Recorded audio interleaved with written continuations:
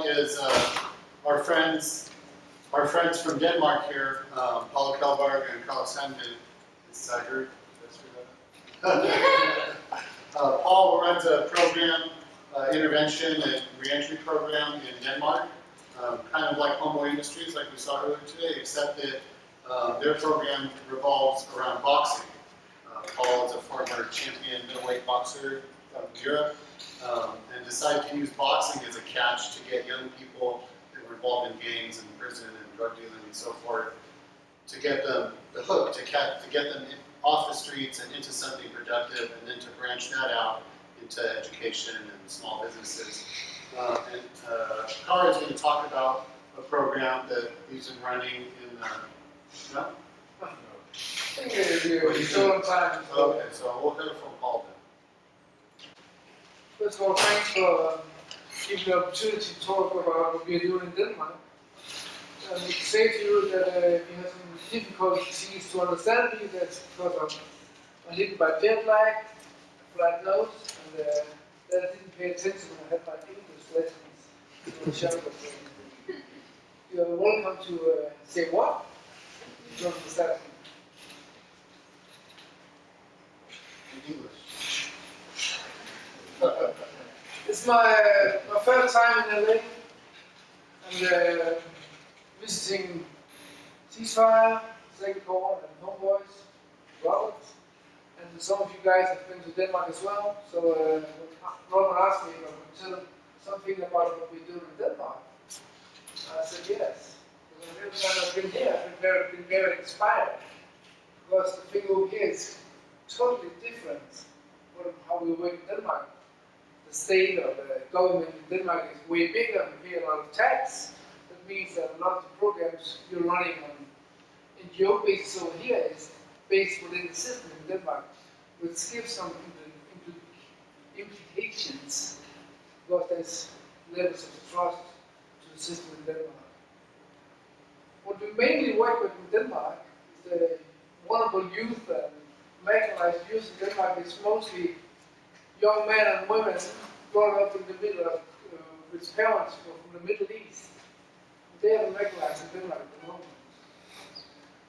And most of them has a Islamic background. So there's a cultural diversity between those who are providing services for the youngsters and those who are attending the programs. Because most of the ones who are attending are Muslims, and those who are running the programs are mostly Caucasians like me. That gives some implications towards the programs. So we basically come back 6 years ago now, and it has developed very much since then. Before I start, I'll show you a short movie. Is the sound on this one? I'll check it's okay. Yes, sorry. It is. Yeah, sounds good. 5 minutes. And then instead of I'm speaking of what we're doing, I'll show you a little movie. My face is shown very much in the movie. That's not reality. We have 20 people working around the program, but to make a good movie, they need to be a character. I like it, my mom like it, but it's not reality. But,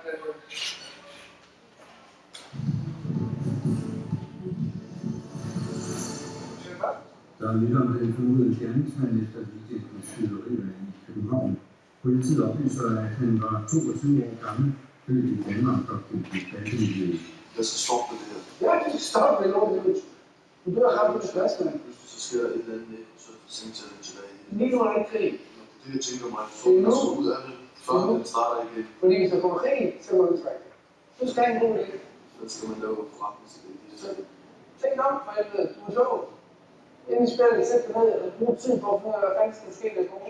God aften til dig, Poul Kellberg. Du er så, fordi du har erfaring lige præcis med det her. Du er selv tidligere elitebokser, og for 3,5 år siden, der havde du 12 unge, som på det her tidspunkt var registreret af politiet som bandemedlemmer, som du begyndte at arbejde med. Og i dag er 9 af dem kommet i job. Hvad er så den vigtigste årsag til det?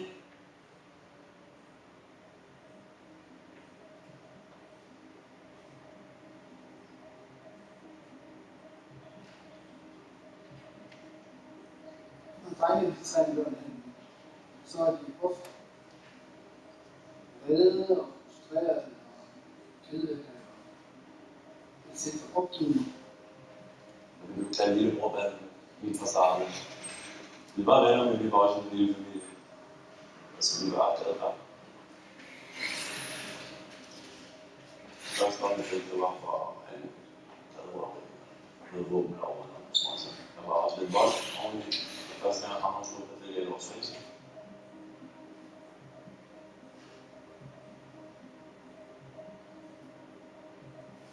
De er ikke aktivt blandt den livsførsel her. Det er sådan, fordi at knapphedsværk frem for en aktiv ting. De er også op. Jeg sagde lige noget pissevold her. Det er virkelig en lille opfatning.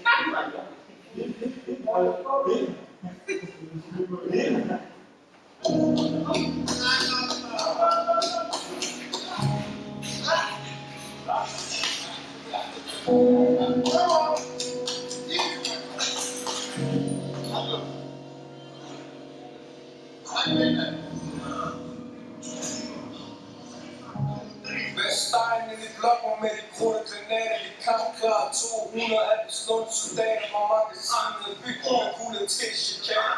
Vi plukker ikke bil efter dig, de kompaner. Lige nu er der sket noget nyt, der kommer til os, og det er sjovt, og det er ting. Men om ikke så længe, så bliver det givet. Der sker de samme ting dag efter dag. Det er ligesom et arbejde. Og så skal man stadig gøre sådan.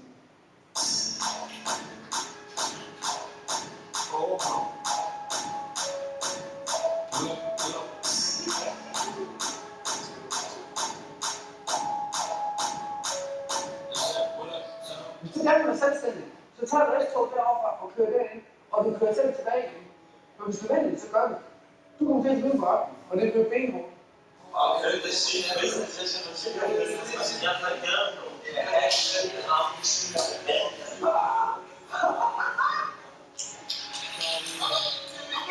Du er der noget, der er i, så har du kraften banderet, som fejl 10. Det er ikke rigtigt. Jeg så det ikke. Kun mig og Gud ved, hvor jeg passer. Ej, hold nu. Hold da.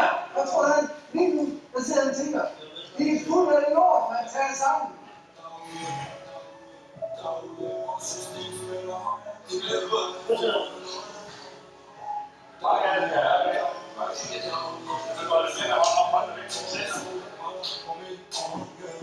Vi vil tage en udslip og have en drøm i virkeligheden.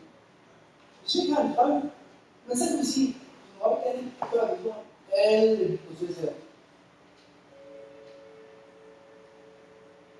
Min drøm er, ja, tror jeg, som de fleste, det er at få bygget noget, som jeg kan leve af. Bare have stabilt liv, normalt liv. Brænde for noget, som er mit.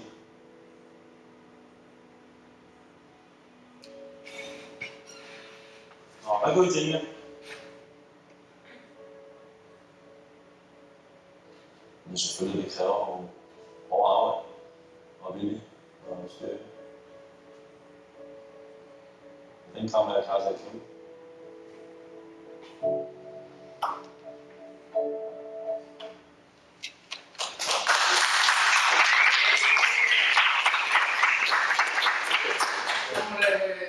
The main character from the movies are sitting up there. This beautiful young man is sitting up there. So. The funny part, when the movie was made, Fahad was on the way to running and start up his business. And as you can see there, he's running it right now. He has a cleaning company. And 2 weeks ago, he had a new deal. So within 6 months, he'll have 12 employees. Most of them parents to some of the former guys, or some of the guys themselves. And what it says in this quote is that they start from scratch, and when they fight, and then manage to reach the goal, they make not results for themselves, but they make results for all of them, for the community as well. Because he's able to create jobs for some of the parents, for the younger boys, who will see the parents going to work every day and change their focus on it, so it's possible to change things. And the fun part is, when I'm over here is the same pull factors in Denmark as it is over here, even though we are a social welfare state. It's the same things we're dealing with in Denmark as well. We have neighborhoods who are marginalized, even though they're living in a community where education is free, medical health care is free, but still we have young people who are marginalized, and we have street gangs as well. Denmark is a quite small country. We have only about 5 million people in Denmark in the total. And there's free education, free health care, free schools, and all that stuff. And even though we have around 5,000 gang members, how come?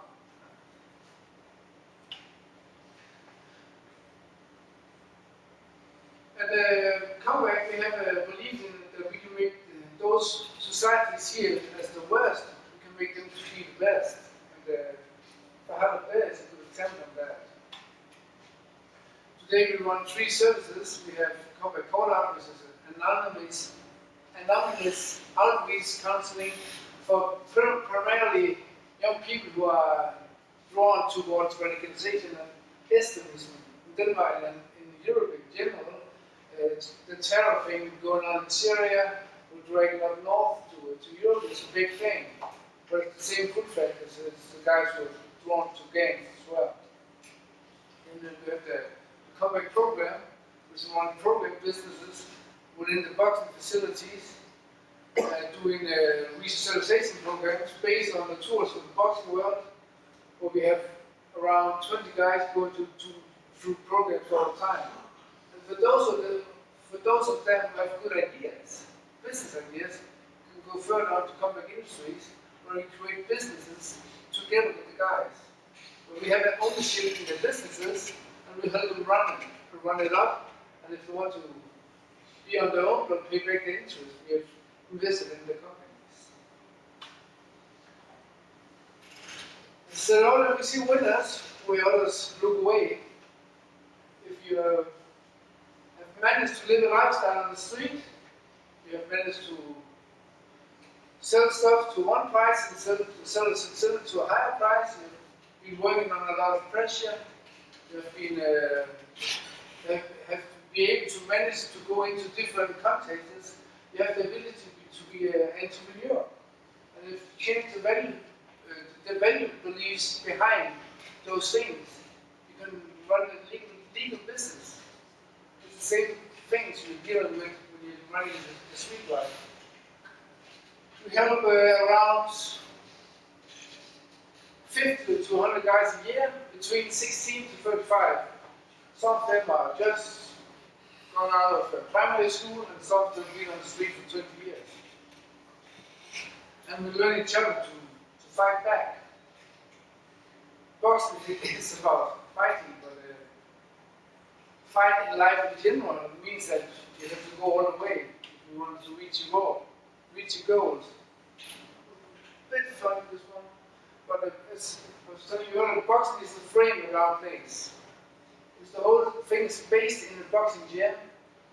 That means, but the actual boxing training is 2 hours a day. The rest of the time you do counseling and you do therapy. You do a lot of skills around dealing with your body, cleaning up all the mess you have in the backgrounds, giving people something to eat every day. There's a breakfast in the morning and there's a lunch at noon. And the whole thing is about socializing. And boxing teaches the guys to maintain their focus. When they come to our place, they feel that they're in a fight, that they are unwanted in society, and they are in opposition all the time. And we meet them where they are, in the fight, in the ring as well. And when they come to our place, it's not their fault. It's the society's fault, it's the parents' fault, it's the police's fault. And boxing is all about personal responsibility. And if you whine in the boxing ring, you get punched in the face. And it's the same thing in real life. If you whine in the ring and point your finger at your opponent, you'll punch your face as well. And the same thing goes on in real life. Keep up your guards, be aware, and move around and fake all the time. The goal at our place is not to win the fight or to knock your opponent down. It's to get a job, to get an education, or maybe create a company if you have the right business idea.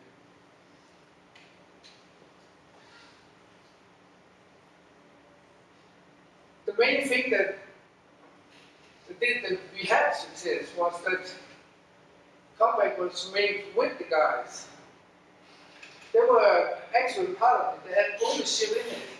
Today we own the companies together with them as well. They're actually part in the business. It's there, so half our staff is some of the guys who's been through the program as well.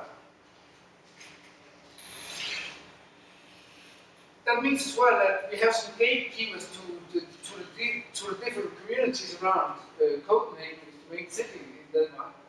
And those guys are the former guys who have been through the program, and they are the gatekeepers. If I write communication and go out to some of those communities, the guys would never talk to me. Because first of all, I'm white, second of all, I have a flat nose, and have tattoos, and they don't trust a guy like me, but they trust somebody who looks like them and who walks like them. So we use the guys as gatekeepers. And over time, they'll eventually go and talk to me or some of the other staff who looks like me as well.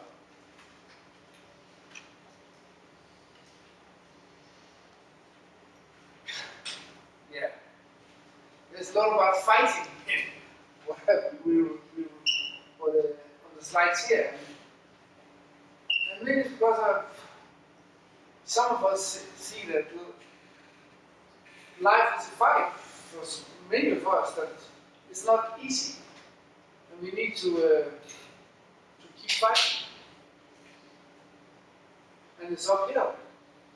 And if you don't like the fight, step out of the ring. If you want to achieve your goals, you have to step into the ring and keep up the gas and fight. That's why we chose boxing as a frame. Today, there's a new law in Denmark which means that you can register it as a social enterprise. Which means that you're not allowed to run away with the money when you have them. So we have some of the first registered social enterprises in Denmark. We have the cooperation with 12 different municipalities around Copenhagen. And right now we have, I think it's 20 employees today. It's a bit old slide, and around 45 users. And the employees is guy who is working in the program, the call out, guy who will be running businesses together with. And even though that perhaps employees is not part of comeback, they're still a part of comeback because they're what we call it, they're employed in comeback cleaning. So that's a very cool story. Jakub, the other guy, saw on the picture. He has today he has 2 food trucks, and he has what we call it a store, and now he's manufacturing what we call it detox juices to sell on online as well. And the biggest company in Denmark called Maersk, they're traveling with containers all over the world. It's a very high status company, and he is serving, delivering detox and what we call ginger shots to that company. It will be Monday, he's going into that facility. That was a bit about what we're doing in Denmark. We've been to our place, so now we brought a bit of Denmark to LA as well. Thank you very much.